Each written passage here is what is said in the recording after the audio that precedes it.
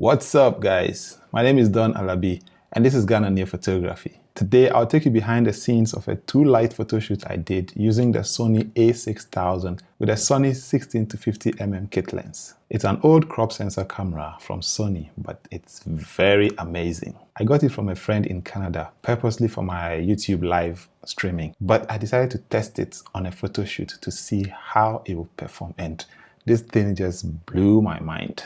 I used two lights for this photo shoot, a Godox ad600BM in a 105cm beauty dish and a Godox SK300ii in a strip box behind the model to create that rim light effect. I'm sure most people have been asking this question: is the Sony a6000 worth it in 2021? Well, if you are one of those asking that question, just watch this video and take a look at the resulting images and let me know what you think in the comments. Kindly do me a favor and like this video so the algorithm will push it to more people.